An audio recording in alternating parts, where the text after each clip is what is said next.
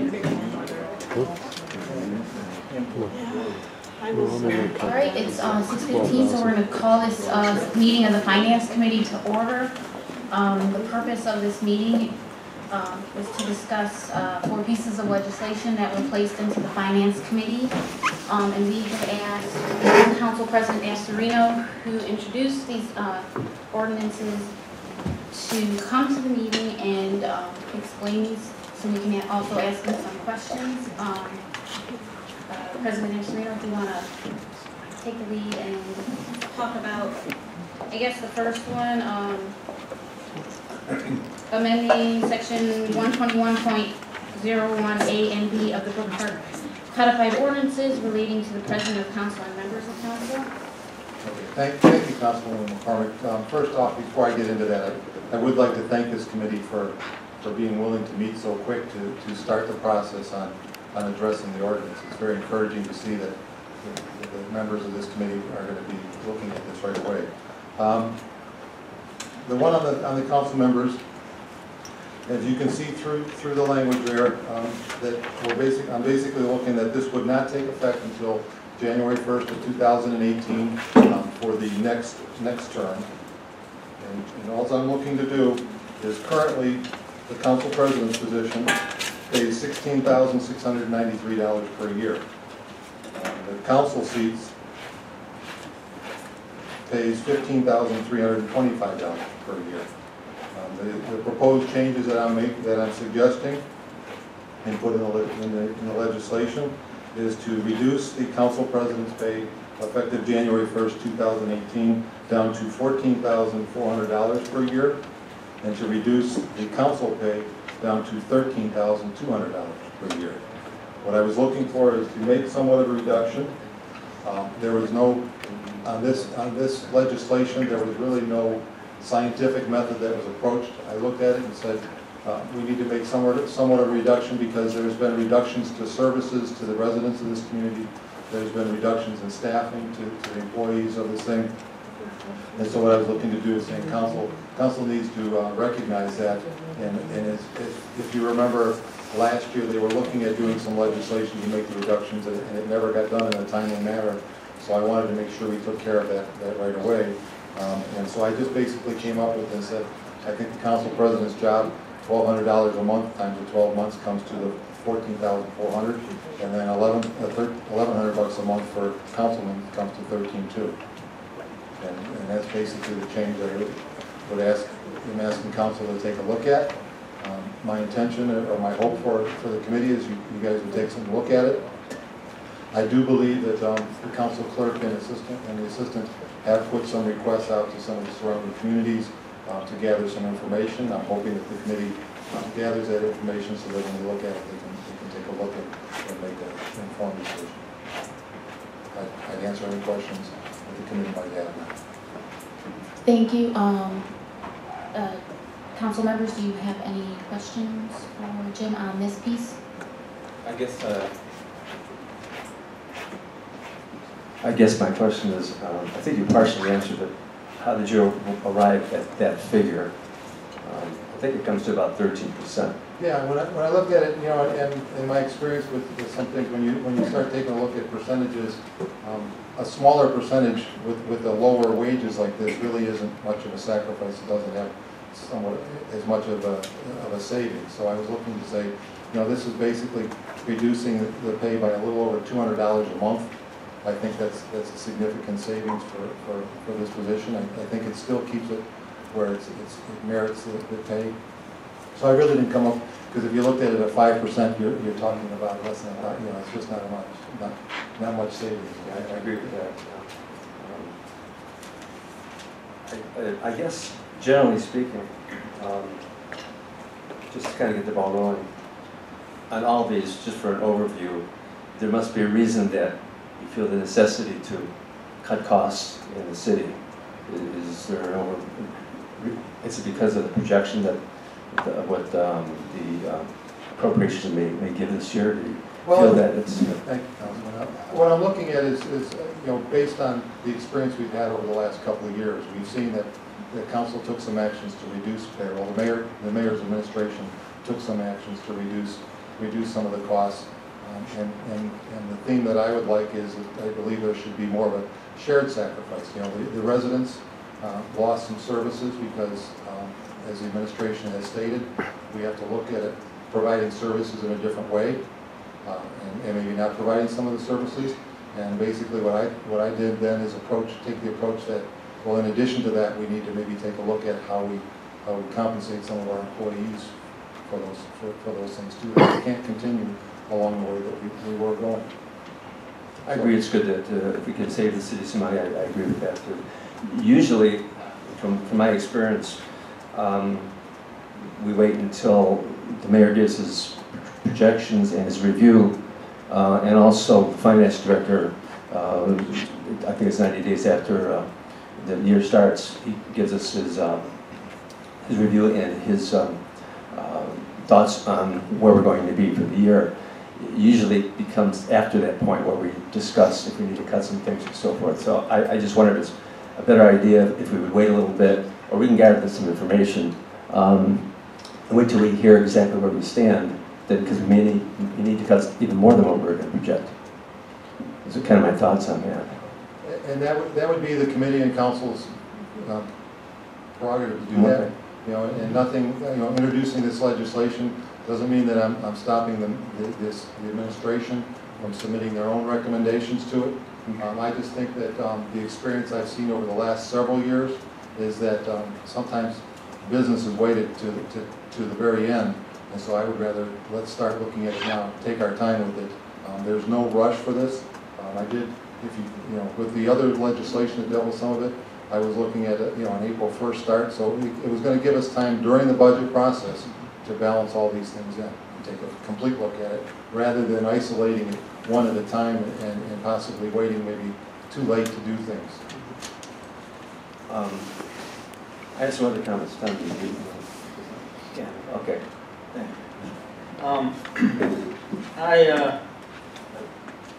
A while back, I wanted to cut council's pay back when we were talking about cutting services and everything else. I brought up the shared sacrifice, and I was around about 5.7% basically on cutting council's pay. And my thought then was, you know, we're going to cut services. We're laying off some of our hard workers, and this is an area that hasn't been touched.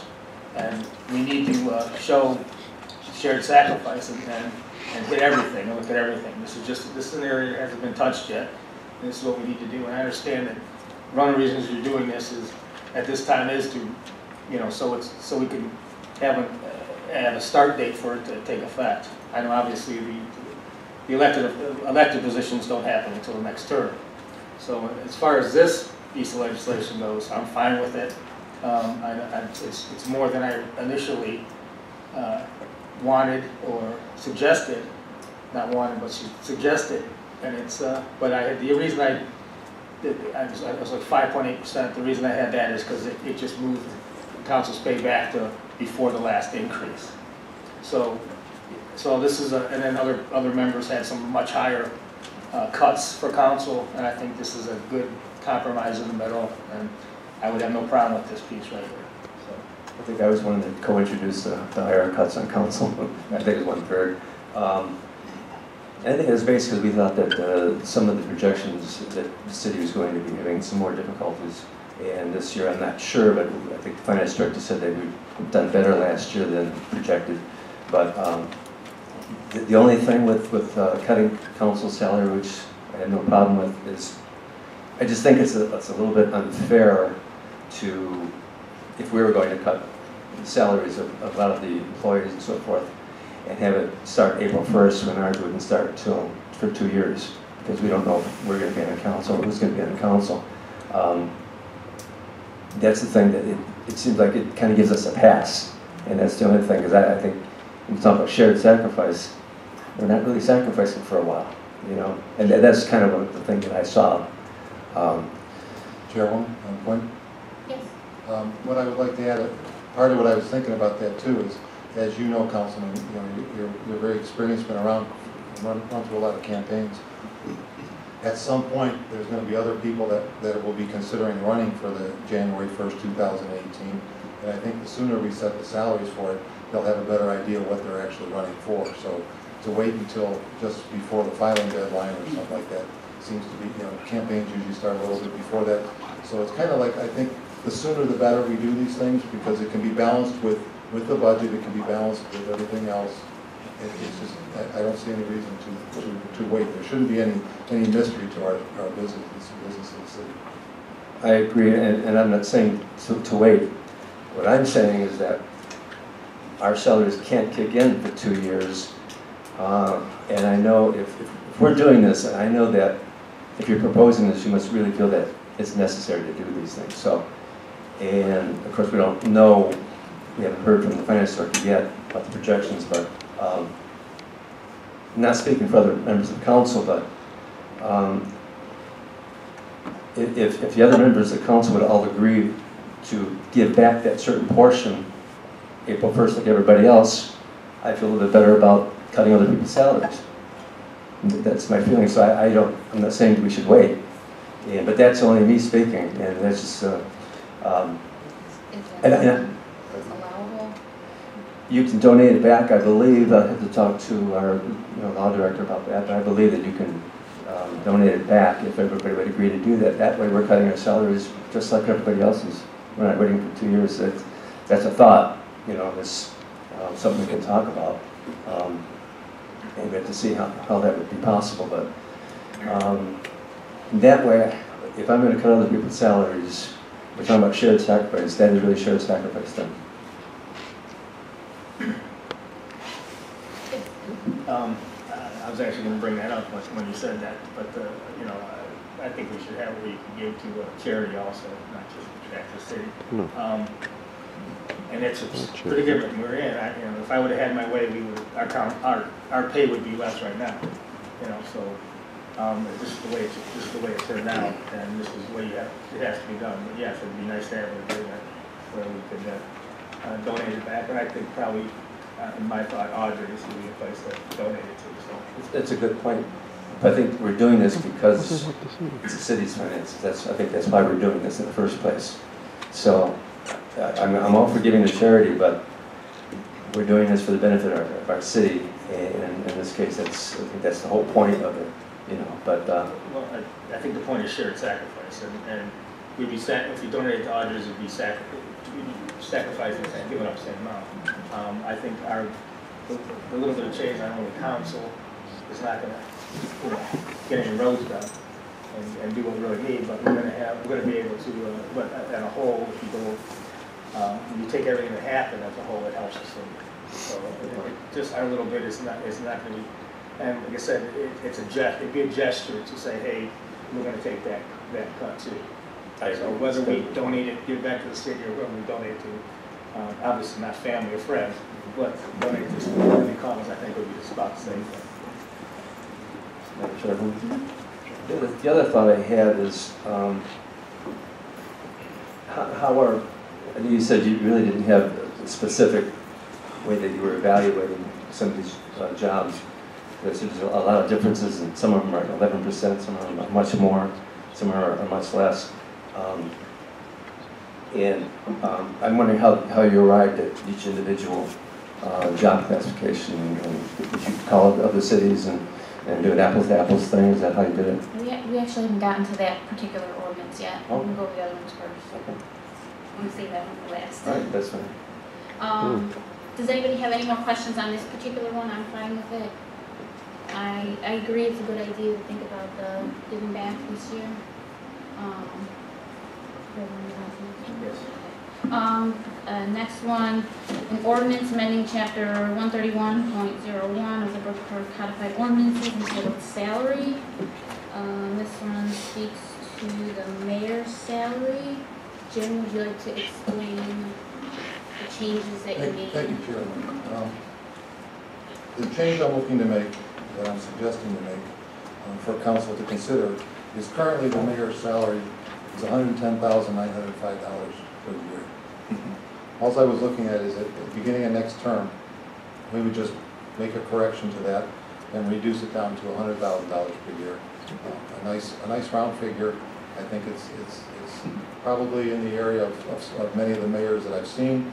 I don't think it's too high or too low, but it's a nice correction that's being done there. The second aspect of the legislation would be that effective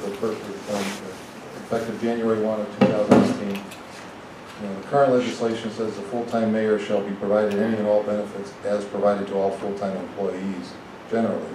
And what I'm looking to add is that we would exclude sick leave and vacation leave as benefits that are provided to the mayor.